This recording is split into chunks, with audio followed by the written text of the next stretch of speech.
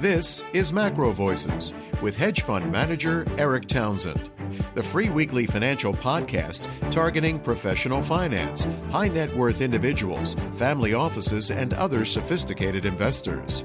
MacroVoices is all about the brightest minds in the world of finance and macroeconomics telling it like it is, bullish or bearish, no holds barred. Now, here are your hosts, Erik Townsend and Patrick Ceresna. MacroVoices episode 178 was recorded August 1st, 2019. I'm Erik Townsend. This episode of MacroVoices is brought to you by TopTradersUnplugged.com, the only podcast dedicated to quant and rules-based investing, which I highly recommend. Bloomberg Markets Live blog chief Mark Cudmore joins me as this week's feature interview guest. We'll discuss global and U.S. growth trends, why Mark has turned bearish on the stock market, bond yield outlook, commodities, and much more. Be sure to stay tuned, though, for our postgame segment after the feature interview, when former Dallas Fed insider Danielle DiMartino Booth joins us for extended FOMC coverage. And I'm Patrick Ceresna. Now, Erik, let's talk about this roller coaster ride in the markets. Now, before we even get to the S&P 500, let's start with the bigger picture review of the major events that happened this week. Well, Patrick, we had two really big market events this week, one widely anticipated, one not anticipated. So let's start with the widely anticipated event, obviously, was the FOMC statement, which came out on Wednesday afternoon. Now, it was already widely expected that they would cut 25 basis points. That's exactly what they did. No surprise there whatsoever. The thing is, most people were thinking of this as the beginning of a new rate-cutting cycle. And Jay Powell went out of his way in the press conference to describe it as a mid-cycle adjustment, implying that it's not the beginning of a new cycle. It's an adjustment in what perhaps is still a continuing rate hiking cycle. That's what spooked to the market, and we got a nosedive in stock prices, much lower, very briefly touching that 2960 or so level, very, very briefly, and then quickly bouncing back up to almost 3,000 level before the session was over. And then over the course of the day on Thursday, it seemed like we were almost completely retraced, well back above 3,000. Everything's looking good. And then came the unexpected event, which was President Trump tweeting that they're going to effectively add a 10% tariff on the remaining $300 billion of goods and services coming from China into the United States. So restarting the trade war effectively.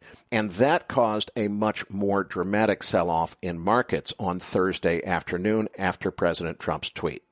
Well, let's move on to that S&P 500 to really kind of get what a roller coaster ride again. Like the S&P 500 starts off with the first reaction of Powell was comments just with a dump to the downside. We were almost down to 2950 on the downside. Then suddenly a huge morning rally. And then came the Trump tweet, and we were basically as high as just around 3,010, and then we find ourselves just wiping out 50, 60 S&P points in a span of a couple hours. What's going on here? Patrick, it is no surprise to me whatsoever that the knee-jerk reaction down in reaction to the FOMC statement had retraced almost completely less than 24 hours after it had happened. That didn't surprise me at all. So I thought we were frankly headed back toward new all-time highs. Now, in the past, President Trump making statements or tweets or whatever that seem to restart trade wars have had a much more severe and longer-lasting impact on markets. So what's happened is we've come down now to the point where, as we're still about 15 minutes before the close as we're recording this segment, we are just barely teetering right on 2960 on the S&P. That is Nomura's number for where they believe if we see a daily close below 2960, it could beget more selling from algorithmic traders, CTAs particularly, who trade on algorithmic models. So it's going to be really interesting to see what happens next. I think what's probably going on here, big picture, is President Trump is looking for the setup to say, okay, he's got things like the trade war, which he's probably wanted to do for a long time, but, he didn't want to crash the stock market coming into election season. Well, this, I think, he saw as an opportunity if he's going to take policy action like tariffs on China, that he was going to do it right after the FOMC meeting so that he could blame any market reaction on the FOMC rather than his own policy actions. So I think that's probably what motivated the timing here. In any case, it's going to be very interesting to see whether we bounce back from this or if it starts another wave down. Think about the last time we had a re-escalation of trade wars. It led to, a couple hundred points down in the S&P into that Christmas event. So anything's possible here. All right, Eric, let's move on to the U.S. dollar. Well, Patrick, what we saw was a very clear break above 98, the exact event that we've been waiting for on this program and we've talked about quite a bit. And that came in reaction to the Fed using language to portray their rate cut, which was expected, as not being the beginning of a new rate cutting cycle. We saw it really take off today before President's tweet. We were at, I think it was 98.60 or something, really just taking off to the upside. And I think that by itself, that was the indication to me that we were headed towards 104 on the dollar index. It's the breakout we've been waiting for. I thought this was coming. But you know what? When we saw that tweet, it caused everything to bounce back. And I don't think that this action around trade policy is really going to make a big difference. I think the retracement that we saw was a buying opportunity, and I bought more dollar index futures on the dip this afternoon. But the thing is, Patrick, don't underestimate that outlier possibility of President Trump acting independently from the Fed. The president actually tweeted a news interview, a video interview, where a commentator was describing a desire to end the Federal Reserve, abolish the Federal Reserve and not have it anymore. Why is the president tweeting that? Is he just angry, or is he actually trying to signal an intention to really take things into his own hands and work around the Federal Reserve? That would definitely completely destroy my whole dollar bullish theory. If President Trump were to directly intervene in FX markets and try to circumvent or undermine the Federal Reserve's independence by taking monetary policy into his own hands, that could cause a major loss of confidence globally. I think it would be a very bad thing for the country, but it's not out of the realm of possibility. Barring that, I think we move much higher on the dollar from here, but that would be the risk. Well, let's talk crude oil, because that's where the biggest move has been. We're down about 7-8% right now. What's your thinking here on crude? Well, let's start with the EIA inventory numbers. Crude oil drew down 8.5 million barrels. That's a massive, massive drawdown against analyst expectations of about a 2.5 million barrel drawdown. So massive miss there. Cushing, Oklahoma drawing down 1.5 million barrels, and finished products also drawdowns across the board. Gasoline down 1.8 million barrels. Distillates down 894,000 barrels. Obviously, that would normally be a super bullish fundamental indication for crude oil prices. The tape reaction was an instantaneous pop up in prices, but it didn't last. It only lasted a couple of minutes. We closed down on the day. U.S. production was back up to 12.2 million barrels. That was a huge difference from last week, so it confirmed that last week was really just a hurricane anomaly. The thing that's really interesting, though, imports 6.7 million barrels. Exports were 2.6, only 18 million barrels on the week. So where did that 8.5 million barrels go? If production was back up to 12.2 million barrels, so there's no shortfall there, and exports are only 2.6 million barrels, which is not a big number for exports compared to recent history, then what caused the drawdown? Where did that oil go? We talked about this in some detail in Energy Week. So for anybody who's interested, listen to yesterday's Energy Week episode for more discussion on that topic. In any event, the market already looked pretty weak this afternoon, Patrick. Before President Trump's tweet came out, it looked like we were going to have a daily close below the short-term moving averages, which might signal the beginning of a new downtrend, but it was kind of close. Then came President Trump's tweet, and suddenly I think crude oil got hit harder than anything else. It was down more than 8% at one point during the day. I think by the close it was 7-point-something%. Massive, massive down day, and it's going to be very interesting to see how this whole trade war thing plays out. But I don't think it's that trade wars are that much more impacting on oil than other markets. I think it was oil was ready for a catalyst to take it lower. What's your thinking here on gold? I mean, that rebounded pretty quickly here after selling on Powell's comments. Let's start with the roller coaster of the last 2 days and then zoom back out to the big picture. Gold was looking great before the FOMC press statement came out, and it seemed as if what was happening was we had the resolution to the symmetrical triangle pattern, short-term symmetrical triangle. It was broken up, it came back down, it touched that trend line as support a couple of times, and it was starting to gradually move higher. Everything looked great. Then came the FOMC, and all of a sudden it really looked to me like gold was getting ready to tank on the much, much higher breakout on the U.S. dollar. So we see the U.S. dollar index breaking out above 98, very quickly moving through 98.50. Looks like we were headed toward 99, might have even gotten there today, and all of a sudden the Trump tweet comes out, and that reversed everything. That caused gold to be up upwards of $35 in just a couple of minutes. And that's a combination of geopolitical risk as well as the downside to the dollar. The real question, I think, is what happens next with the dollar. Let's assume that I'm right about the dollar and we don't see President Trump really take things into his own hands and circumvent the Federal Reserve as the nation's central bank, as we talked about earlier. Let's assume that does not happen and the dollar moves much higher. Then we need to get out to the big picture of possibilities. If we see the dollar move higher and gold move lower, it's a really big question in my mind. I think that for sure if the dollar moves much higher aggressively, as I think it will if President Trump doesn't stop that from happening, we could see lots and lots of downside. But frankly, I won't be surprised if it just is the catalyst to get us back down to a retest of the breakout zone around 1350 to 1377 and then further upside from there. The other possibility is that gold just keeps on going up from here, and we've moved into that regime that we've been predicting for years on this program, which is we eventually get to gold and the U.S. dollar moving up together at the same time. Now, that sounds like great cause for celebration for traders, but frankly, that's a sign of things getting really scary. It means that there is a double safety trade going on where people are moving into U.S. dollars and into gold as safe haven assets, and it means that faith in the global economic system is deteriorating. So if we're already moving into that regime that I didn't think we were ready for yet, it really makes me concerned about how other things are going. It's going to be very, very interesting to watch this correlation between gold and the dollar in coming weeks. I'm going to have Brent Johnson back on an All-Stars appearance next week to talk about this very issue.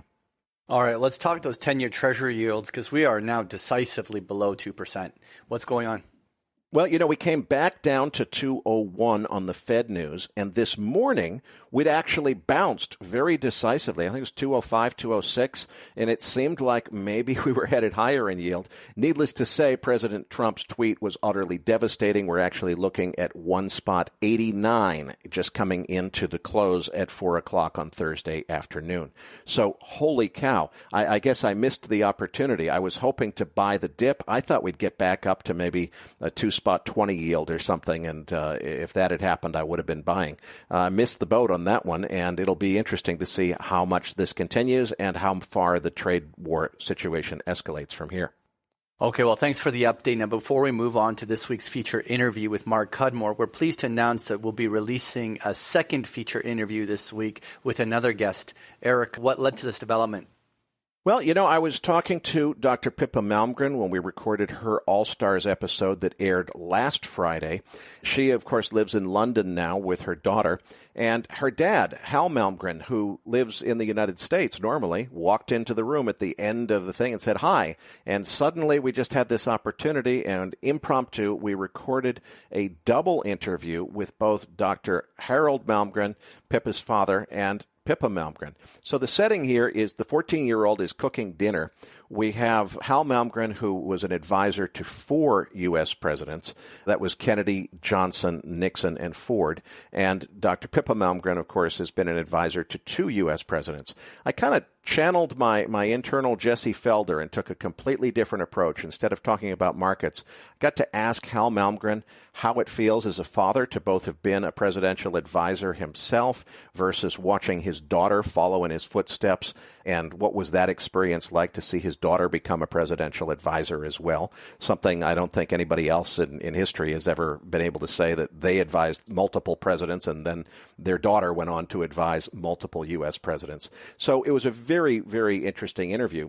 We didn't know what to do with it because it made a great full-length feature interview for a Thursday night MacroVoices podcast. And we've just got a really full schedule already with fantastic guests right through Labor Day. So when I told our sponsor, Niels Kastrup Larsen, over at Top Traders Unplugged about this, he said, look, if it's more Pippa, I'll sponsor it. And so we're going to air this as a Hot Topics episode, which we're going to bring you on Sunday this weekend. So look forward to that in your MacroVoices feed. And my thanks go out to our friends at Top Traders Unplugged for stepping up and making it possible. I also want to take this opportunity to announce that we are now welcoming ad agencies to represent us. We really appreciate the listeners who've tried to help put us in touch with their companies who might make sponsors. We still want you to do that if you can help us in that regard, but it hasn't led to enough leads to really get the sponsorship we need to make all of our MacroVoices content free for listeners indefinitely. So we do welcome ad agencies to contact us. We're paying 15%, not 50. We were born at night, but not last night, guys. But please reach out to us at info@macrovoices.com if you want to talk about representing us on a non-exclusive basis. All right. Well, thanks for the update, Erik. Now, this week's featured interview guest is Bloomberg's Mark Cudmore. Now, Erik, why did we invite Mark back to the show this week? Well, Patrick, Mark heads up the Bloomberg Markets Live blog, which is only available to people who have the Bloomberg terminal service, so it's basically just institutional investors. But it's a very, very highly respected blog, and he's got a lot of perspective. Mark was a just steadfast bull last time we talked to him. I think it was close to 18 months ago in the program. He turned secularly bearish this spring. And I wanted to get his perspective as to what's changed his mind and his outlook on markets generally. So I think it was a great interview. It was taped before the FOMC statement, so we don't have the benefit of knowing about the roller coaster ride that was coming, but it's still an excellent perspective on markets generally. And this episode of MacroVoices was made possible by TopTradersUnplugged.com. You often hear me say on the program that even if I have conviction about a market or trade, you have to listen to what the market is telling you, not what you think it should be doing, but what it is doing. And that's exactly what trend-following managers have been doing for decades with great success. These are rules-based strategies that remove human emotions and therefore can be well-researched and tested. And there's one podcast that covers trend-following strategies better than any other. TopTradersUnplugged.com. And right now, MacroVoices listeners can even get a free book called The Many Flavors of Trend Following, explaining exactly how these systematic strategies can work for you. Just go to TopTradersUnplugged.com/macro to claim your free copy. Again, that's TopTradersUnplugged.com/macro. Check them out. You'll be glad you did. Erik's interview with Mark Cudmore is coming up as MacroVoices continues right here at MacroVoices.com.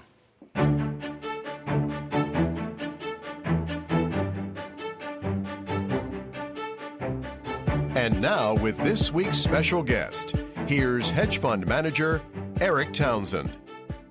Joining me now is Mark Cudmore, the global managing editor for Bloomberg's Markets Live blog.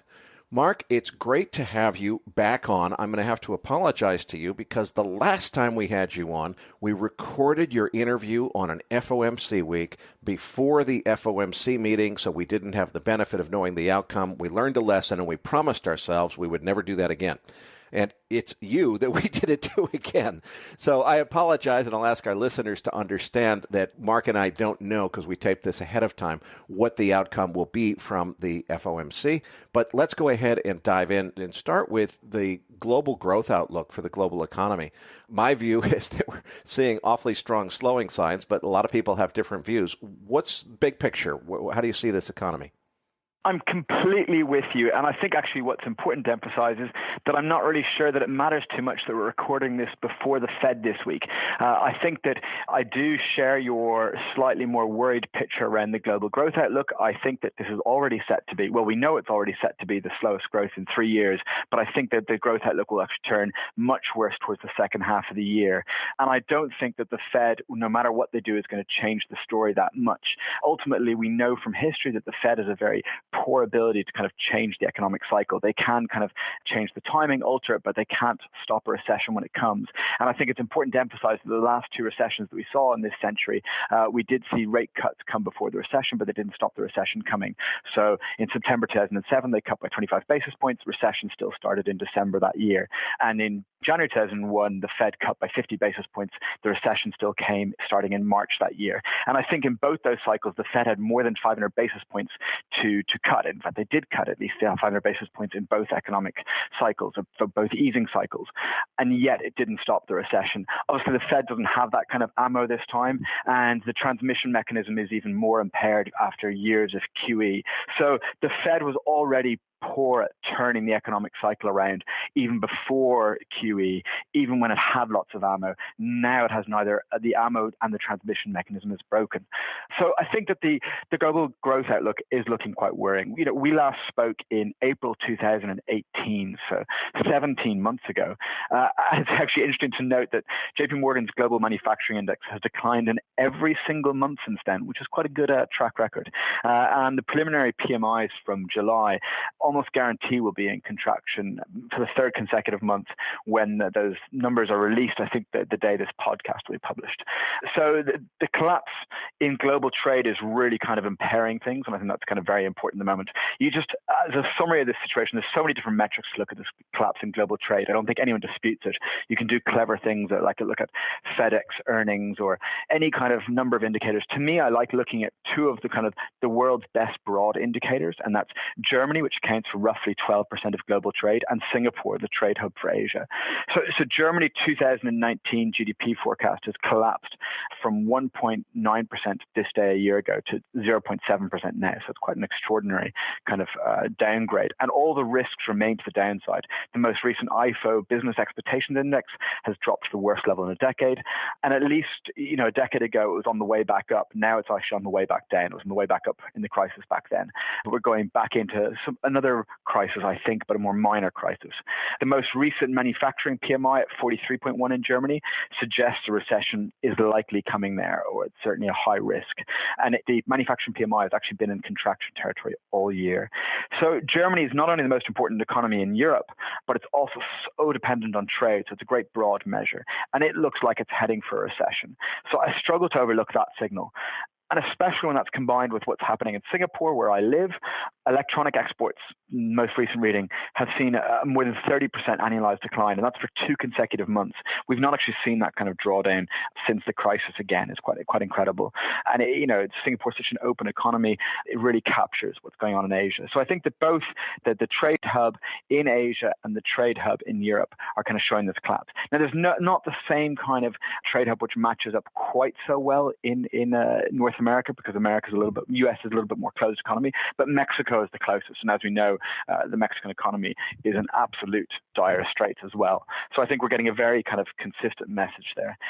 Just to emphasize this, like the high frequency data is showing that this kind of slowdown we've seen is ongoing. So the advance estimate, for example, for 2Q GDP in Singapore came in at minus 3.4% versus plus 0.5% expected.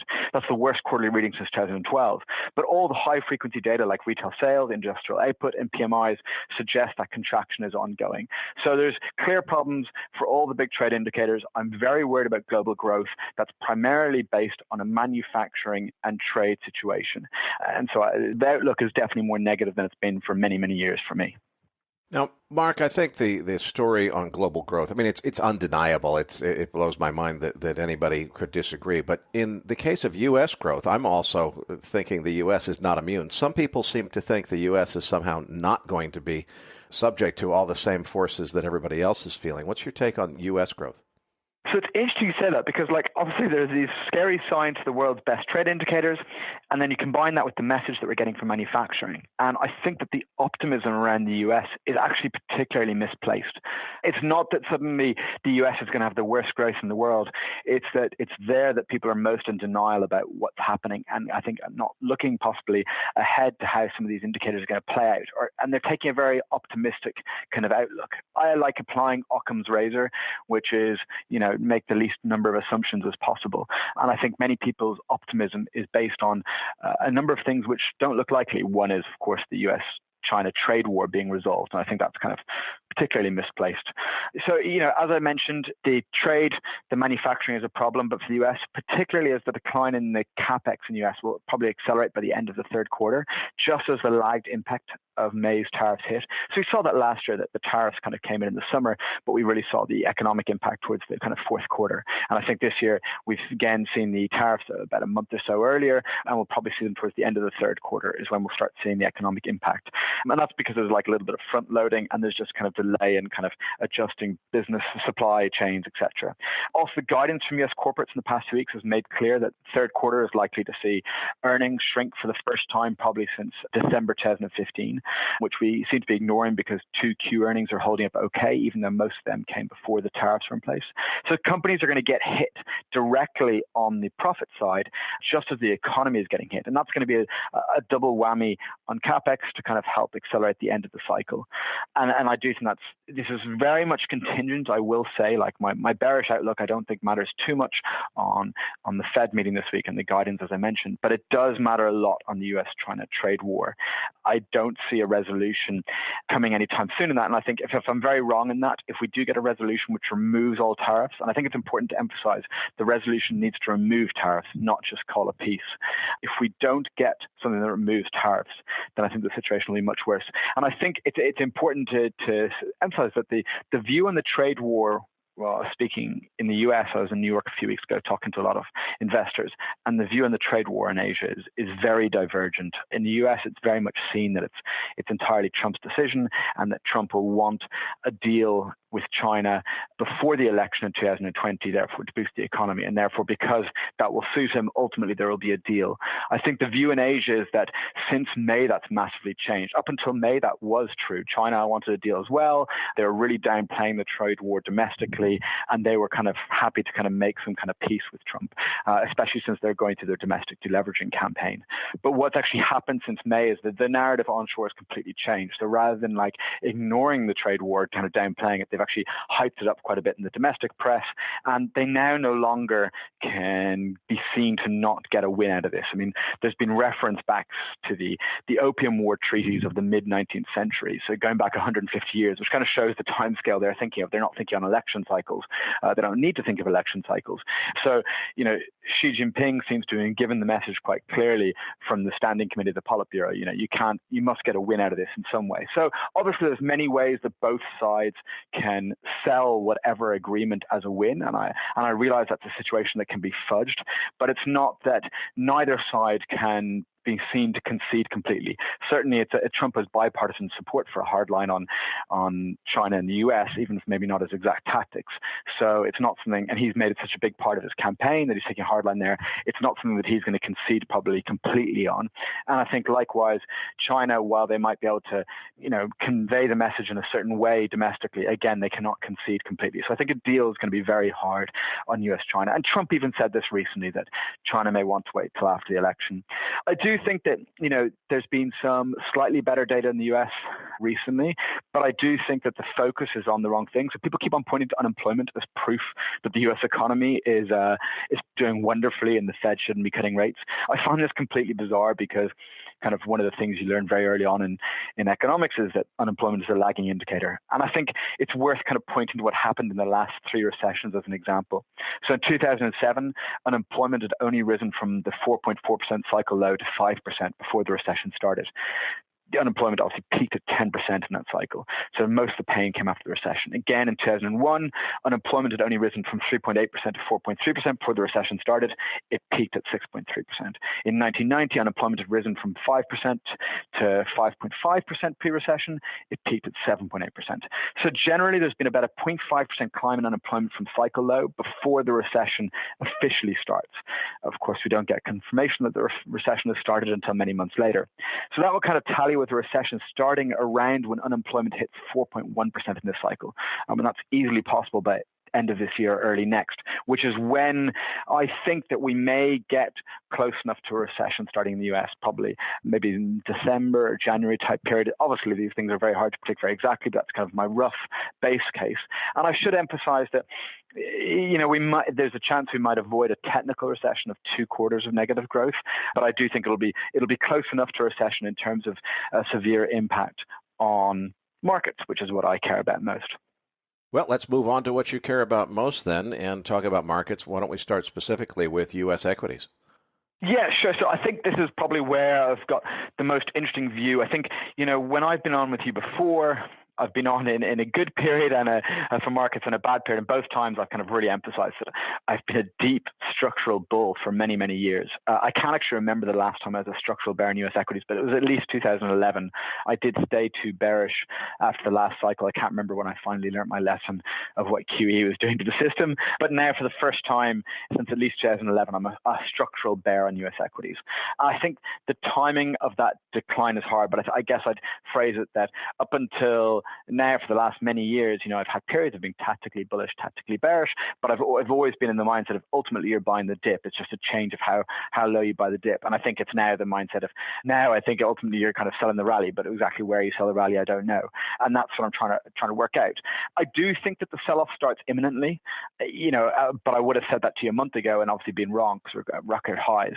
But I think it starts by kind of September latest, maybe October at the very latest. But really, I'd be surprised if it hasn't started by September, because by then we'll kind of have the bad data from August, which is when the tariff impact will really starting to hit properly. And it'll also, in my theory, be likely clear by then that US and China aren't removing tariffs soon.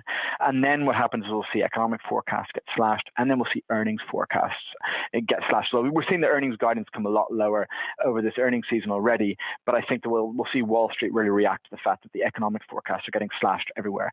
So the S&P 500 is trading at 17.2 times blended forward earnings, 12-month forward earnings. That's versus the 10-year average of 15. Now, if it's very expensive, there's a massive premium. Now, we all know that these things can stay expensive for a long period of time, but it just means that it's vulnerable if the narrative changes. Corporates are healthy. They've got like a good profit margin, and that makes it particularly hard to call a top. But I just will emphasize that the narrative can turn very quickly. If just one part of that jigsaw changes, people will go, whoa, suddenly that price looks weird. And I think that if you look at that forward P of 17.2, if the denominator gets cut, their earnings get cut, which we're starting to see, and we'll see that happen more from Wall Street in the next couple of months, then even without a price change, they start looking more and more expensive. So, ultimately, we're probably going to need price to come down a lot to make that P look normal. And then it'll probably overshoot, as it always does in these situations. Importantly, that impressive margin story is starting to be unwound at the margin, to excuse the pun. We're seeing estimates revised down for the third quarter, fourth quarter, and first quarter 2020. But bizarrely, we still expect an impressive rebound in 2020. Why is that? Well, the index estimates for 2020 are based on steady revenue gains and strong improvement in cyclical sectors such as technology and industrials. I find that very bizarre, given that what we're seeing on the trade front and the economy front. It could be true, but it does look like at the moment that those index estimates for 2020 of double-digit kind of gains in earnings again are just wildly optimistic, and I just don't see what narrative they're based on. Actually, I can probably tell what narrative they're based on. They're based on that US and China will definitely have a grand deal which kind of accelerates trade by early next year, and that is the narrative they're based on, and that the Fed's expected easing, however much they do in the next few months, will kind of successfully re-stimulate the economy like the late 90s kind of insurance cycles in 96, 98. I think it's bizarre that everyone seems to have convinced themselves that the Fed cut this time will be just like the insurance cuts of 96, 98. It's clearly possible. I find it bizarre that's the base case, given that the two most recent easing cycles, as I said, didn't stop deep recessions and didn't stop both in the coordinating with the recession in the early 2000s and the one in 2007, 2008. Both times the S&P lost more than 50%. I'm not sure we're going to get quite that big a dip this time, but it's something to be aware of. Well, Mark, I couldn't possibly agree with you more that U.S. equities are overvalued here, overpriced at these levels. But I've thought that for more than a year, and that hasn't caused the market to give up. And so I'd like to kind of play devil's advocate and run a couple of thoughts by you. One of the reasons is I struggle to figure out how the heck we got back to all-time highs. okay, if you look at just the mechanics of what's been driving this market, it seems that corporate buybacks have played a huge role. And hey, if we're going to see Treasury yields continue to move lower, meaning cheaper, easier money for buying back your stock, that potentially propels the market higher. There's also a view that a couple of our guests, Brent Johnson in particular, has expressed, which is, things are going to get so bad for Europe and other parts of the world, and they're already at negative yielding treasuries. So their safety trade can't really be into treasuries, as is the usual deal. They've got to look for something else, and maybe U.S. equities end up benefiting from an international safety trade, and that propels the market higher. Now, I don't mean to suggest that I think the market should go higher, but since it hasn't been doing what I think it should be doing for quite a while now, what do you think about those scenarios as potentially frustrating our mutual view that the market ought to be moving lower? Great questions. And actually, I love these kind of questions because obviously all the time what I want to do is kind of find out what I'm missing. So I think I'll just say the context, and I'm not trying to be annoying to you, that I was staunchly a structural bull until May this year. And I think for me, I always believed that we'd keep on going back to record highs. And I was very dismissive of previous concerns. And I think it's important to emphasize that backdrop just because I'm going to explain what's changed. So for me, what kind of drove the rally before then were three pillars I used to refer to them. And that was growth, earnings, and liquidity. So like economic growth, earnings, good earnings, and liquidity in the system. Now, you've talked about the corporate buyback's been a really important part of the story, and I think that kind of comes into the liquidity thing. I'm probably going to come to that last because that's probably the most nuanced. So I think, first of all, one of the pillars is that global growth has been kind of subdued, but absolutely fine for years. And as I explained kind of in the first part, I do think that kind of global growth picture is going to get severely downgraded, largely because of this trade war and just because we're at the end of the kind of economic cycle and then that capex deceleration.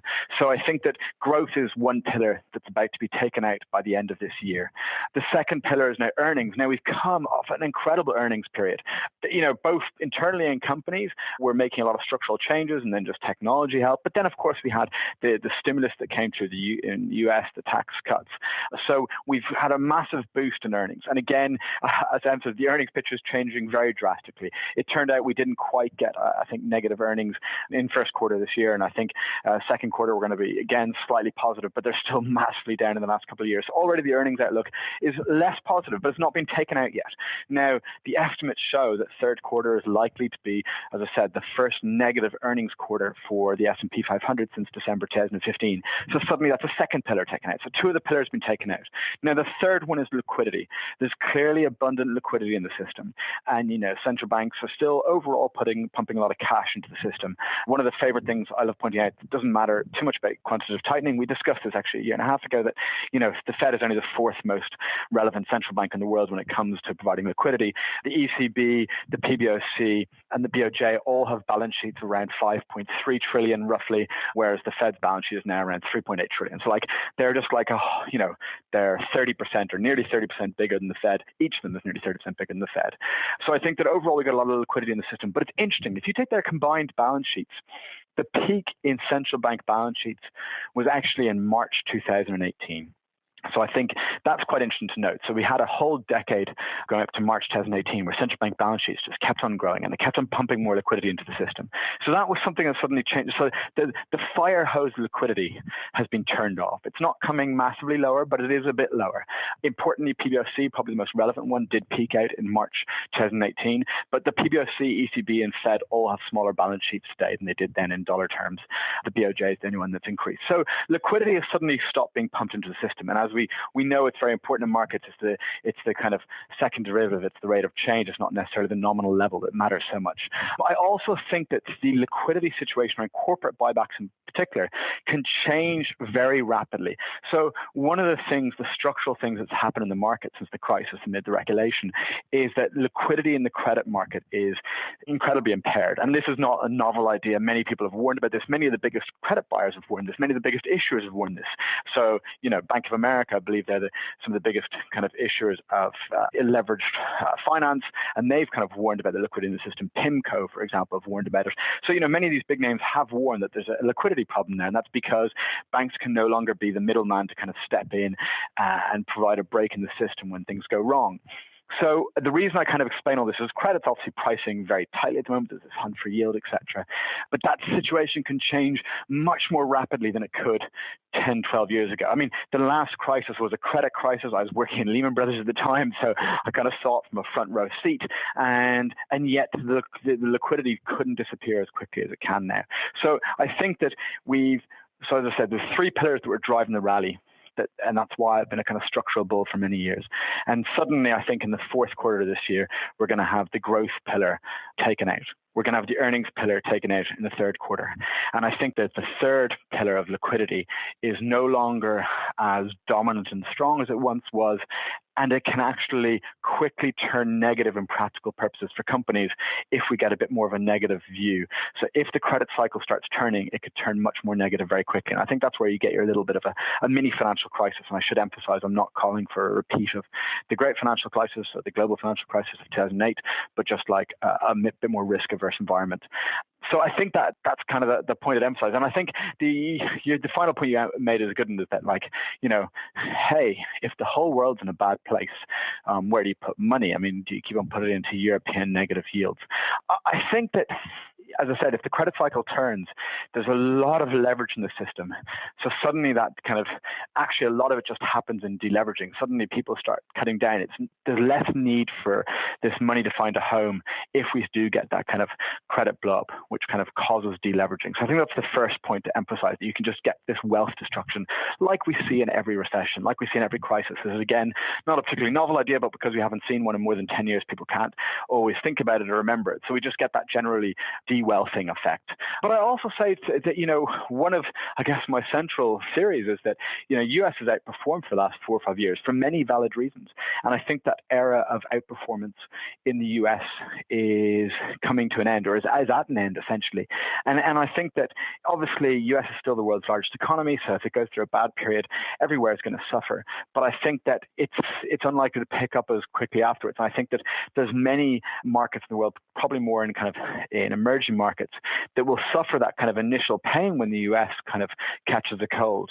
But they won't kind of suffer such prolonged pain, and where there's much better opportunities.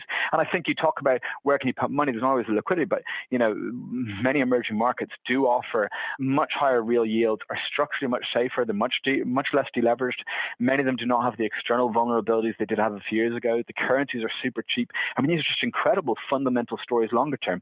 Of course, emerging markets are higher beta. So if US equity market suddenly is going to sell off, 20% plus in the next year, then obviously emerging markets are going to have periods of pain, but it won't be lasting pain. There'll be opportunities there. And I think that's what you'll see. You'll see money coming out of the US equities and looking for opportunities elsewhere in the world. I want to just push back a little bit on your final pillar of liquidity. We had a view from Danielle DiMartino Booth, a former Fed insider, earlier this week on MacroVoices.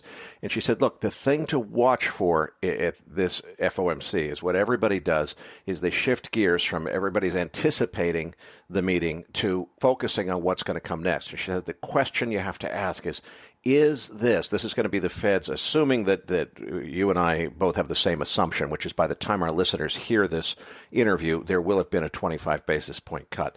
That will be the first Fed rate cut in more than a decade. Is that the opening shot in what becomes essentially a currency war that's going to cause all the other central banks to pile in and say, no, we're going to ease just as much. We're not going to let you get ahead of us. And you potentially get into a competitive devaluation kind of situation. Are we headed in that direction, or could we be? In theory, yes. In practice, I think, those rate cuts are already priced almost everywhere. And most of the rest of the world, they can't go much lower. So, we've gone from a situation in November last year where almost every central bank in the world was pricing hikes ahead, and quite a lot of hikes. And now we're suddenly in a world where, in fact, every central bank is pricing cuts. And some of them are ahead of the curve. Look, we've already got, Bank RBA has already cut rates a couple of times, and, it's already pricing in rates getting to 0.5%. And ECB is pricing even more deeply negative rates. Same for S&B.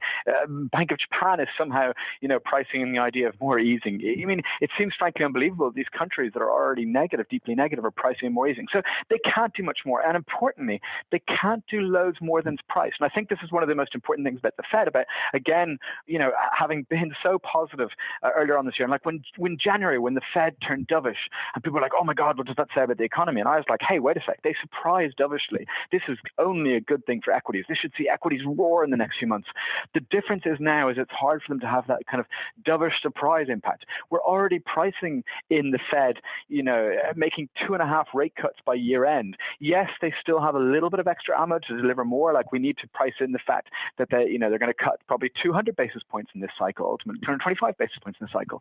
So there's more to kind of price in, but it's not easy. It's suddenly changed. Look, if only a few months ago that we were pricing in rate hikes, and then it was very easy to surprise.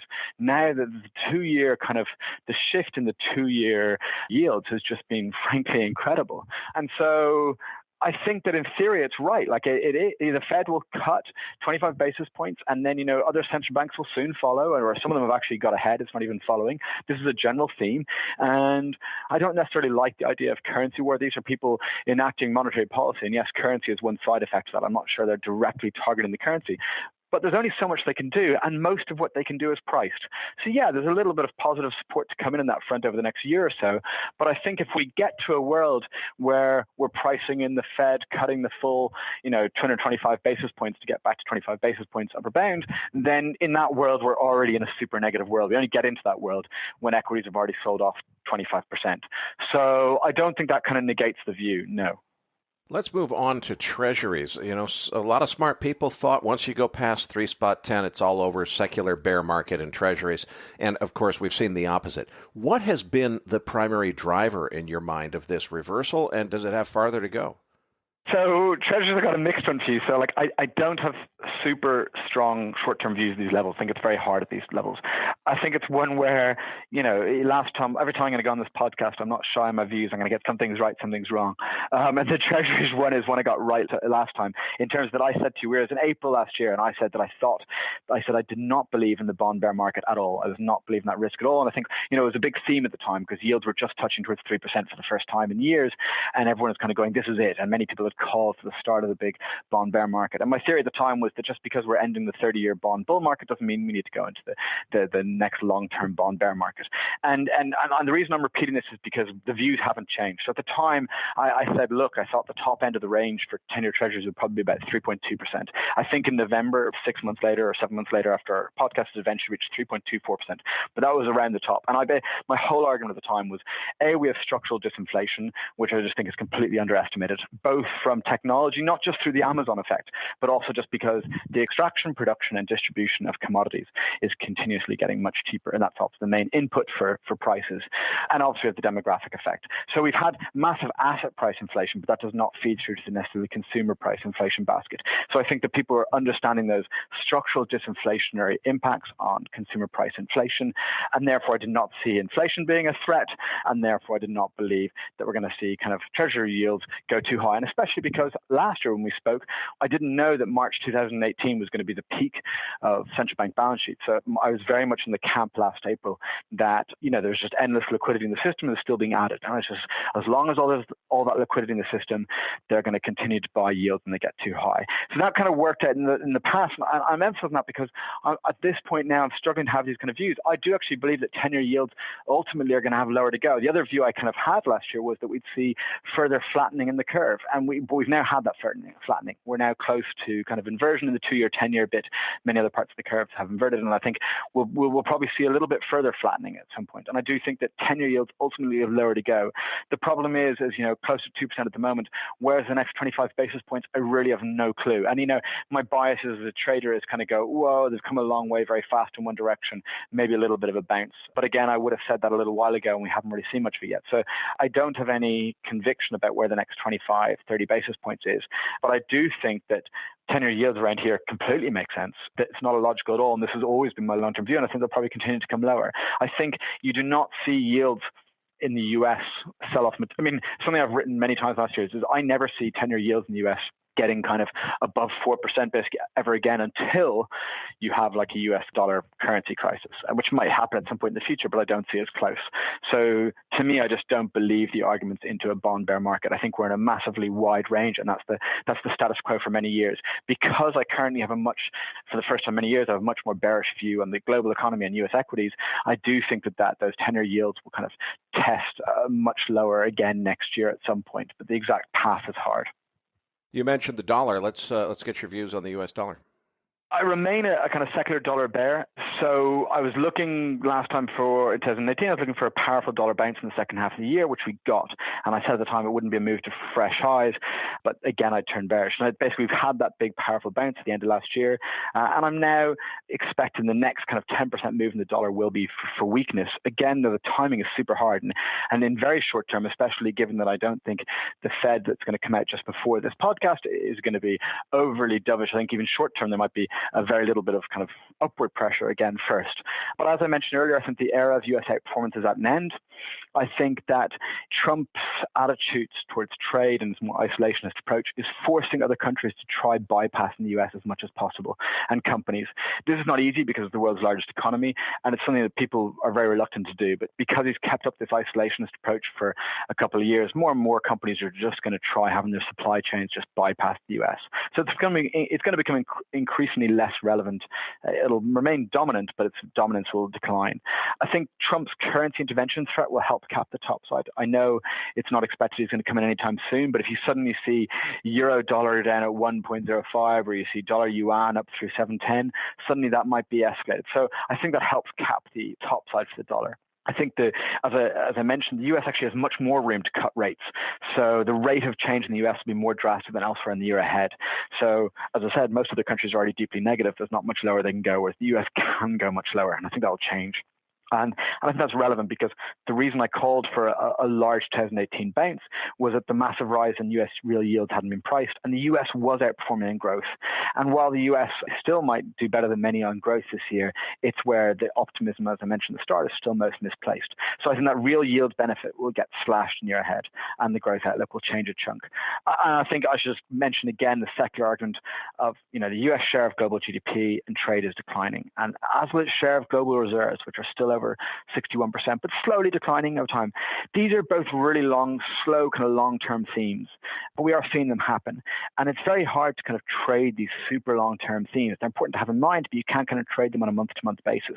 And I think on that note, like last time I mentioned that one of the problems markets in 2018 was that traders were really struggling to price in several of these long-term themes, and they're trying to price them in too quickly. And that's why there's this we believe that 2018 would see higher volatility in 2017. 2019 seen lower volatility again, but I think we're about to go back into that cycle where traders are going to realize, oh, wait a sec, some of these long-term themes, like the trade war, they're not going away. How do we price them in? And they try to price them in too quickly, and you can't do it. They're going to ebb and flow over years. And I think another one is actually, I think we mentioned this before, is on tech stocks. I think the changing regulatory regime for tech stocks is one of those ones that's kind of suddenly come back into the news in the last week or so. Again, I think that's absolutely happening, but it's happening over many years, and it's not something you need to suddenly kind of sell all tech stocks because there's going to be more regulatory scrutiny, there's going to be more tax costs, more compliance costs, more legal costs.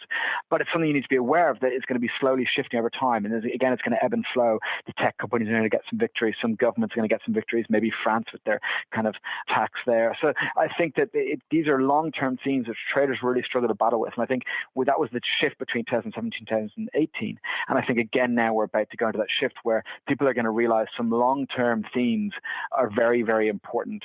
But it's how do you work out how important they are right at this moment? And that's really hard. Okay, so if the dollar is topping here, and we've also seen some pretty soft commodity prices, does that mean it's time to buy commodities? This is hard. Look, I got commodities very wrong this year. I kind of gloated of having got Treasuries very right, so I'll admit I got commodities very wrong. I think that was mainly due to the shift in the trade war. They were soggier than I expected, particularly on the metal side. Look, that does validate the negative growth outlook, but I don't have particularly any strong views. I do think that the Iran-Middle East tension is underpriced as a tail risk in markets. Not that I'm saying anything is going to go wrong, but I think that people are underestimating how much of a shock that will be if there is military action which disrupts the Straits of Hormuz. There's no ability for other suppliers to fill the gap there if the Straits of Hormuz is blocked. So that will cause quite a big distortion in oil prices until that gets freed up. So that's a risk I think might be underpriced. I'm bullish gold, but silver even more so. Not short-term, I have no particular view. Short-term again, commodities, but as QE comes back in the agenda globally over the next year, then the gold bugs will come out in force. And ironically, when the gold bugs come out in force, that's when silver outperforms because it's the higher beta one. We saw this in the last crisis when the gold-silver cross lost more than half its value between late 2008 and early 2011. So unless deflation becomes the consensus fear, silver should keep outperforming gold over the next year. It's kind of like complementary but tangential to my bearish views, because if the world gets in a deep, deep crisis, this view won't actually work. But then the bearish equities view will then outperform even my expectations. And let's talk about China since we're talking about trade wars. What's your outlook there? That's another one I think I got wrong, but again, due to the trade war deterioration, it suffered more than I envisioned. I thought there was more weakness last year, but I kind of argued that the long-term fundamental picture was quite positive. It's obviously at the center of current problems, and my view there is definitely shifting. I think that, again, when I was in New York and talked to a lot of investors, it's very easy to focus on all the problems China has and maybe not focus on the problems in the US. And I think one of the things I will say is that they're more aware and priced in China than perhaps they are in the US at times. But China is definitely at the center of current problems. And those Germany and Singapore weaknesses that I spoke about at the start really speak to its problems. One thing I'll just say on China that, like, while I think my view is turning more negative, last year I strongly dismissed the corporate debt concerns, and I think this has been a theme of the last few years. I'm always like, stop worrying about the corporate debt bubble. Yes, it's a massive corporate debt bubble, but this does not mean it needs to blow up anytime soon, and the PBOC has many tools. I find it really ironic that for the first time in many years, no one is overly concerned about China's debt problem this year, just as there are signs of problems, and there are a lot of signs of liquidity problems. The Baosheng bank seizure really changed the game. It broke more links of trust. I think people have misunderstood the China credit problem. So there's not a lack of liquidity in the system. It's not like it's just the liquidity is not flowing to the people who really need it. And so up until the Baosheng bank seizure, it wasn't flowing to those kind of small, desperate private companies, and that was the link in the chain that's broken. But with the seizure of the Baosheng bank, what we're seeing is more links in the chain were kind of damaged, like into the small and medium-sized banks, into the kind of non-bank financial institutions. So suddenly more links in the chain are broken, there's more of a problem. So I will emphasize that I still don't think that the corporate debt bubble in China, and there is a debt bubble, blows up in the next 12 months, because I think, again, people underestimate the number of tools the PBOC has to fight it. But I think that it's ironic that for the first time ever, I think, people should have it as a very unlikely tail risk on their radar, and yet people are suddenly stopping to worry about it, which is a bit weird. Let's move on to a couple of currencies. Boris Johnson taking over in the UK. What about the British pound? The pound has got nothing good going for it. I've been a regular basher of the pound. Essentially, it still remains a sell and rallies. The fundamentals just remain terrible. It's one of those things, though, that it's just gone in a straight line for like 3 months, and there's a natural instinct to wonder when the pullback is due. But the problem is the fundamentals just keep on getting worse and worse.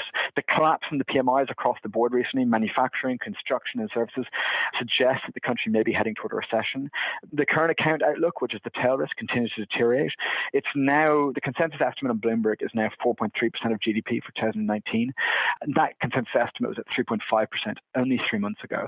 So the collapse in the currency is not alleviating that kind of key risk. And that's kind of reminiscent of an EM currency. And many people would say some of the times the politics has been reminiscent of an EM country as well recently.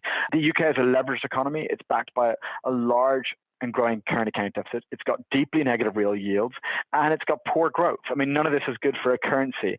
The only thing I'll say that in sterling's favor is that all of this is super well known. None of it is new. So surely at some point there'll be some type of relief rally. Just we get a minor bit of good news and it's like, away, we got some good news, let's take some profit on our shorts. And that might be like a short-term powerful squeeze. But it's unlikely to be a turning point. And I think I will say that even though we've seen a lot of weakness in sterling, to me the vulnerable side in sterling for the next kind of large gapping move is for further weakness again. Just I think, and if we do go to that no deal hard Brexit, I do think we'll get another large much down leg. That might be the bottom, but I think, unfortunately for sterling, even though everyone is bearish, even though there's likely to be the odd relief rally, the fundamentals just remain appalling and the currency is not weakened enough. Let's touch on the Hong Kong dollar peg to the U.S. dollar. Until very recently, I kind of thought, hey, it's really unquestionable. They've got a very well-designed system. Nothing can go wrong. But I think the political situation in Hong Kong right now is just really off the charts. So is there a risk of breaking the peg for the Hong Kong dollar, and what would the consequences and knock-on effects be if so? I think the consequences will be massive. I think the political dynamics here with China at the moment are very important. I should emphasize I'm really not concerned about the peg going still. I think obviously it's something that people need to be aware of, but I have just so little concern about this. And this is something we kind of talked about last year, and other people were super concerned, and people keep on being really concerned. But I think there's a couple of things that aren't understood in the situation. I think that's most importantly, the PBOC and its $3 trillion war chest stands behind the HKMA. So, everyone kind of goes, oh, the HKMA only have, $450 billion of reserves, which is still quite a lot. And many people analyze how many of them they can use in reality, etc.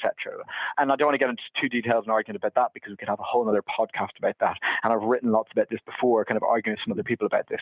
But essentially, the PBOC also stands behind them. And I think that's really important. So you're basically taking on the most powerful other player in the whole kind of financial markets at the time when that other player also controls the rules of the game and can alter them easily. And I think people underestimate that. So it's not just kind of squeezing funding rates, which is their most obvious tool, but theoretically they could take much more direct intervention methods in the Hong Kong dollar market, such as, for example, closing the Nostro accounts of those borrowing Hong Kong dollar to short it. So essentially, I never ever want to take on someone who is way more powerful than me and controls all the rules of the game. And I think that's really important.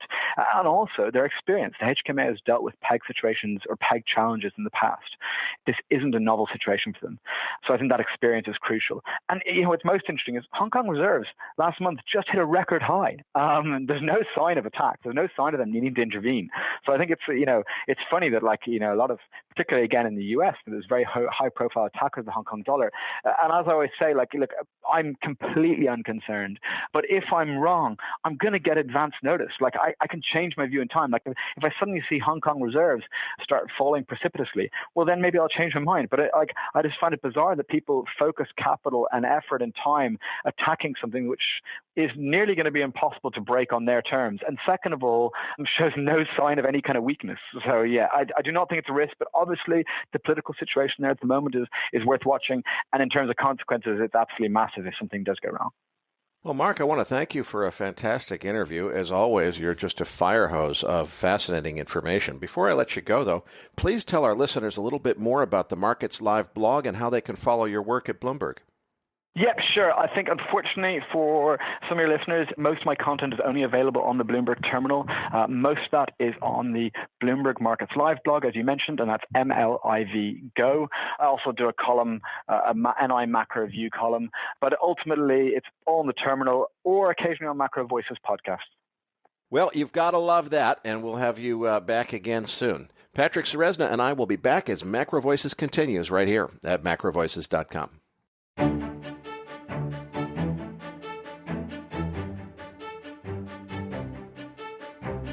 MacroVoices is a listener-driven program. Please email requests for specific future interview guests to requests@macrovoices.com. You can email questions for the program to mailbag@macrovoices.com, and we'll answer them on the air from time to time in our mailbag segment. We also welcome your suggestions for how we can improve the program. Now, back to your hosts, Erik Townsend and Patrick Ceresna. Erik, what a great interview with Mark Cudmore. But joining us now in the post-game is former Dallas Fed advisor Danielle DiMartino Booth. Now, Danielle, I have to say, Powell surprised the markets in a big way with his statement that this is a mid-cycle adjustment. What's going on here? I mean, is this really a one and done? What's your take on what just happened in the last 48 hours? Well, I remember when my former boss, Richard Fisher, said that we were in the late innings, and boy, did he get in trouble with that. On the other hand, because the Fed was not, the economy was not in the late innings. But nobody can get Jay Powell in trouble for sticking his own foot in his mouth and putting the supposition out there that we're mid-cycle under the assumption that we're going to have a 20-year economic expansion. So that really, really, really got things off on a bad foot at the beginning of the press conference.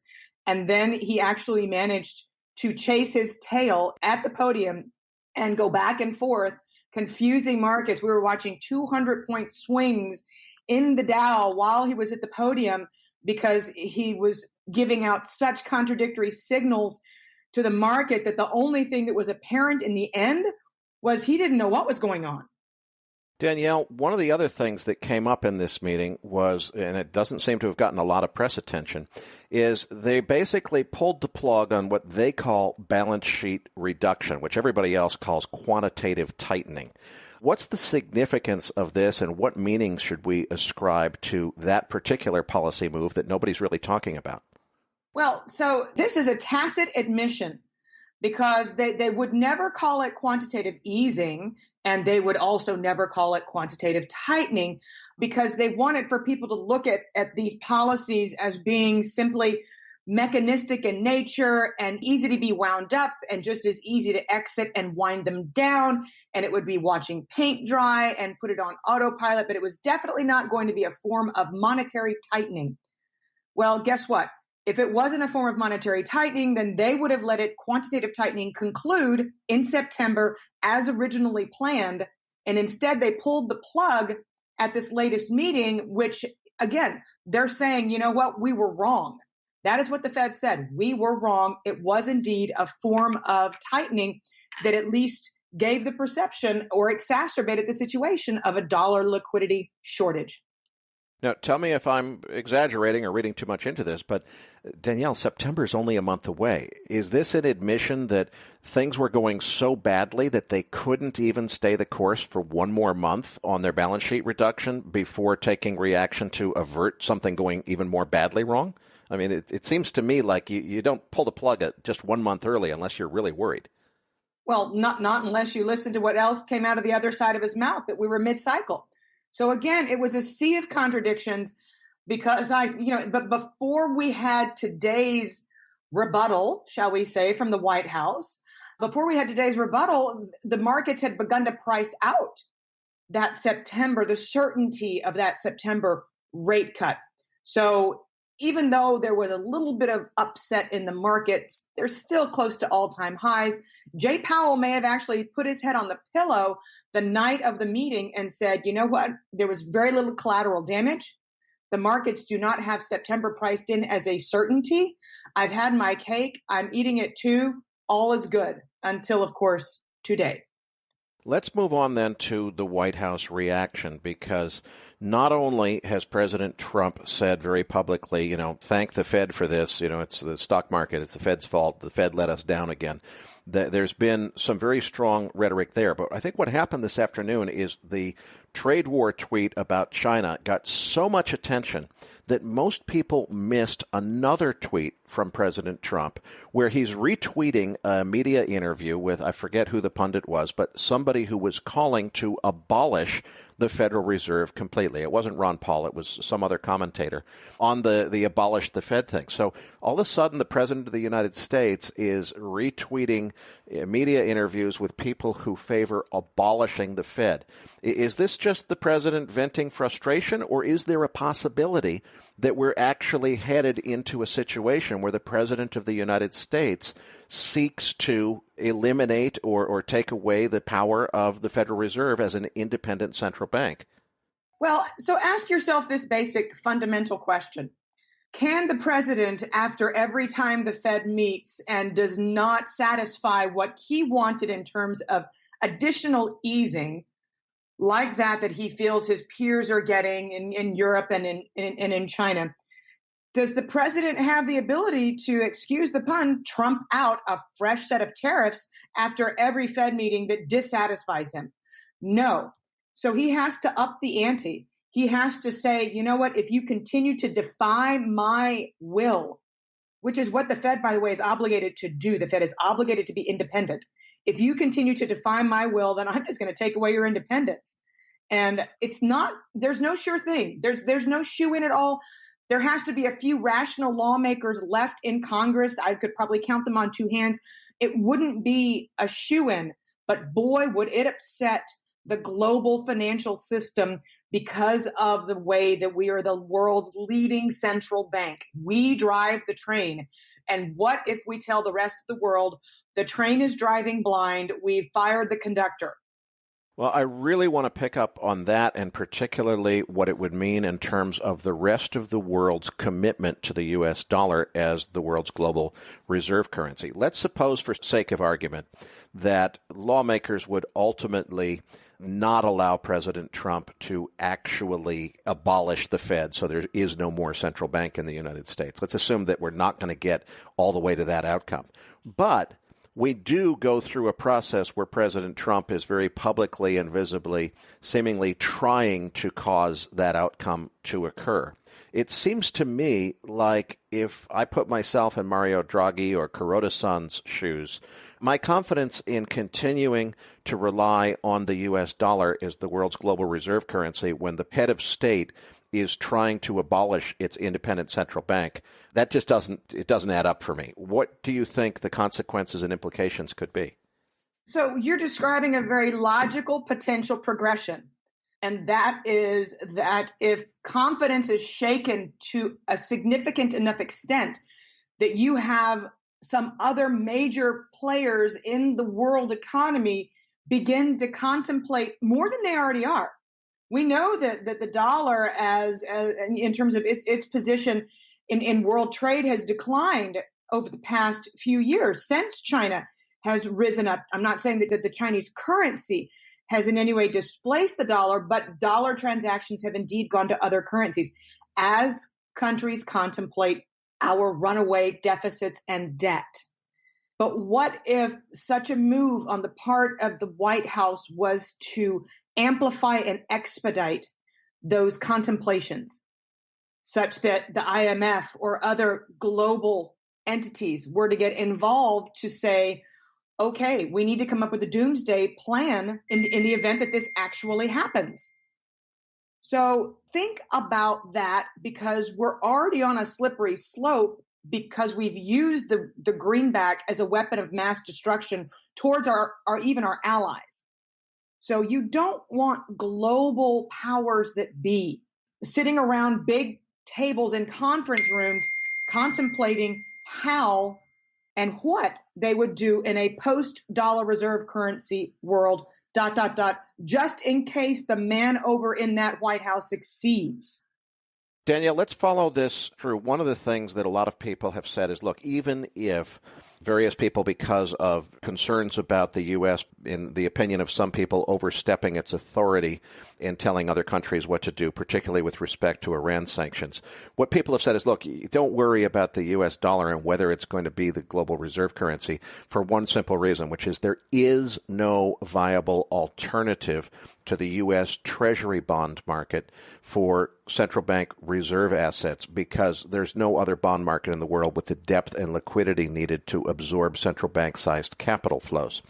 Given that that's kind of the widely accepted view, what actions would central bankers contemplate if suddenly the president of the United States, on one hand, you've got no replacement for the U.S. Treasury market, but on the other hand, if the U.S. Treasury market has a certain characteristics of stability and volatility based on having a central bank, and the president of the United States is trying to abolish the central bank, what options would be available to foreign central banks, and what would they do in terms of their reserve assets? What could it mean for U.S. Treasury holdings abroad?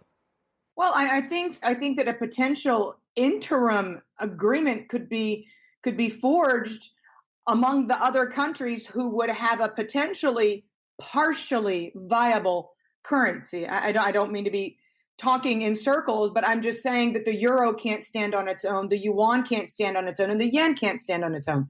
But what if the other three most traded currencies, plus let's throw the British pound sterling in for good reason, even though I'm getting ready to schedule my trip to London, the sterling's so weak. But let's just say you have four alternative currencies form a basket, and you have the blessing of the IMF because of the one-off and what they might consider to be craziness coming out of the United States. Whereas we are supposed to be a harbor of stability for the world's financial system, backed by a stable U.S. dollar. It seems to me that this sets the stage. We know that politicians always want to have a big win when they first take over a new position. Christine Lagarde has strong ties in the IMF, obviously, and she's about to take over the ECB. It seems to me like a big win for her could be to take the helm of the ECB and say, look, we need a turbocharged SDR. We need to re-architect what the SDR is. And, oh, by the way, I had my team start working on this before I even left. And now that I'm head of the ECB, I want to talk to the BOJ and other major central banks about moving from the U.S. dollar to a new form of IMF SDR. Is that a logical progression? And what would be some of the pros and cons of that approach if it were to occur? Well, look, it is certainly not impossible. I think it is not without some deep forethought that Lagarde is going to take on the helm of the ECB because she is a political animal and she does understand negotiations, and she is so deeply respected on the global stage and has negotiated and dealt with every male and female major leader that you can name. So there is something to be said for having a unifying individual who could potentially try and bridge all of the other countries' anxieties, because that is what is building on the world stage. Right now we have, when things like throwing tariffs out there willy-nilly that throw crude oil prices worldwide down 8%, hurting other countries that are oil-producing nations. When you have moves that produce such extreme levels of volatility, you could almost make the argument that you would need to have somebody come in and contemplate and lead an alternative type of regime, or at least bring together, I don't know, whatever bureaucrats bring together, a very expensive study group. So, Danielle, it appears that the market is all of a sudden pricing in Europe that there's going to be a rate cut before Christine even comes into power. Like, what's going on over there? So I think that it was Mario Draghi's dream to be able to get back to Rome and save face and not actually have to do, as I said, that he would do in Brussels 2 years ago, and that is lower negative interest rates further into negative territory, never normalizing monetary policy. But as soon as the Fed reduced rates by 0.25 percentage point, the probability of a September the 12th European Central Bank rate cut shot up to 92%. He's not going to be able to defy that level of market certitude, on top of the fact that after this new tariff barb was thrown out there on the part of the United States, back here domestically, probabilities of a September 18th, the Fed meets 6 days later, of a September 18th rate cut also shot up to being an almost sure thing. And so with the market now pricing in September as a greater probability here, how does this work out? I mean, Powell's setting himself up, at least he gave the impression that this could be a one and done, but clearly the market doesn't think so. How does this play out here in the September meeting? Well, so I think what makes the bad situation worse, there were stocks such as Abercrombie and Gap, some of the weaker links in the retail brick and mortar space that were trading down huge today after these tariff announcements. They're not going to have the financial wherewithal to do the panic buying ahead of September 1 implementation of higher tariffs. So Jay Powell's not only going to be quarreling with a market that is fully priced in the next rate cut, but one that is pricing in what he expressly wants to avoid and what he tried to communicate at this latest press conference, and that this is not the beginning of a rate easing cycle. We've already got the manufacturing sector in this country on its knees. It looks like we've just twisted the knife that's already in the heart of brick and mortar retail. So if you start to add up the industry sectors, including transportation, we saw transportation layoffs spike in the latest Challenger Gray and Christmas data. If you start to add it up, this latest move on the part of Trump could push the United States that much closer to recession, such that when they're sitting around the table on September the 17th and 18th, shameless plug, September the 17th is my birthday. But when they're sitting around the table on my birthday, they're going to have to be contemplating what the rate easing cycle looks like. Even though they have so little ammunition, they'll have 1.75 percentage points after the rate cut that is fully priced in on September the 18th. Wouldn't we all like to be a fly on that wall? Danielle, we're going to have to leave it there in the interest of time, but before we let you go, I want to take this opportunity to announce a project that we're really excited about here at MacroVoices, which is for our August break to give our staff a little bit of time off. We're going to have a pre-recorded 2-week summer special. It'll be 2 episodes in a row that will be dedicated to Danielle DiMartino Booth and Peter Bookvar getting into a big discussion about everything from negative interest rates to modern monetary policy to socialism to the rise of populism and so on and so forth. Danielle, why Peter Bookvar, and what do you guys have planned for us? Give our listeners a little taste of what they can expect. Peter has always been an inflationista, and I have for many years been a deflationista. But when it comes to our criticism of modern monetary theory, when it comes to our criticism of central bankers taking us down this rabbit hole, we have a lot of rich and wonderful areas of agreement.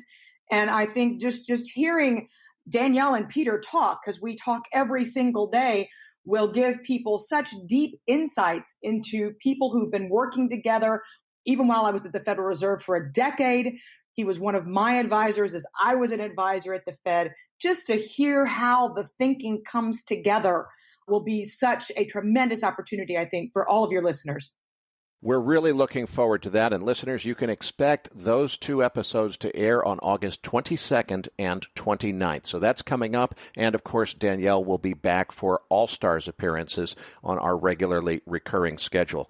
We're going to need to leave it there. Today's episode of MacroVoices was made possible by Top Traders Unplugged. Don't forget to go to toptradersunplugged.com/macro to claim your free copy of The Many Flavors of Trend Following and subscribe to their podcast as well. You'll be glad you did. For information on sponsoring MacroVoices, please visit macrovoices.com/sponsor info. And folks, don't forget to visit macrovoices.com to register your free account. The benefit to you is you'll receive our free Research Roundup email every week, which contains a compendium of links to all of the best content that we could find on the internet, including downloads associated with our feature interviews. Patrick, tell them what they can expect to find in this week's Research Roundup. This week, you're going to find the transcript for today's interview, as well as a link to some of Mark Cudmore's recent articles. There's also an interesting piece for talking about OPEC's oil production dropping to 8-year lows, as well as an interesting article that the Fed might not cut more than once. So you'll find this and so much more in this week's Research Roundup. That does it for this week's episode. We appreciate all the feedback and support we get from our listeners, and we're always looking for suggestions on how we can make the program even better. Now, for those of our listeners that write or blog about the markets and would like to share that content with our listeners, send us an email at researchroundup@macrovoices.com or tag it with the MVRR hashtag on Twitter, and we'll include it in our weekly distributions. If you have not already, follow our main Twitter account at MacroVoices for all the most recent updates and releases. You can also follow Erik on Twitter at Erik S. Townsend and myself at Patrick Ceresna. On behalf of Erik Townsend and myself, thank you for listening, and we'll see you all next week.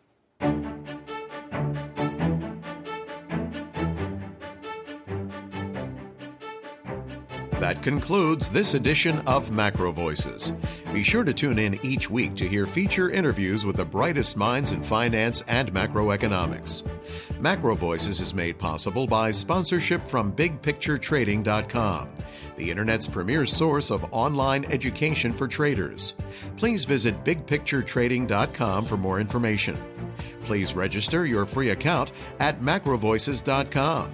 Once registered, you'll receive our free weekly Research Roundup email containing links to supporting documents from our featured guests and the very best free financial content our volunteer research team could find on the internet each week. You'll also gain access to our free listener discussion forums and research library. And the more registered users we have, the more we'll be able to recruit high-profile feature interview guests for future programs. So please register your free account today at macrovoices.com if you haven't already. You can subscribe to MacroVoices on iTunes to have MacroVoices automatically delivered to your mobile device each week, free of charge. You can email questions for the program to mailbag@macrovoices.com, and we'll answer your questions on the air from time to time in our mailbag segment. MacroVoices is presented for informational and entertainment purposes only. The information presented on MacroVoices should not be construed as investment advice. Always consult a licensed investment professional before making investment decisions. The views and opinions expressed on MacroVoices are those of the participants and do not necessarily reflect those of the show's hosts or sponsors. MacroVoices, its producers, sponsors, and hosts Erik Townsend and Patrick Ceresna shall not be liable for losses resulting from investment decisions based on information or viewpoints presented on MacroVoices. MacroVoices is made possible by sponsorship from BigPictureTrading.com and by funding from Fourth Turning Capital Management, LLC. For more information, visit MacroVoices.com.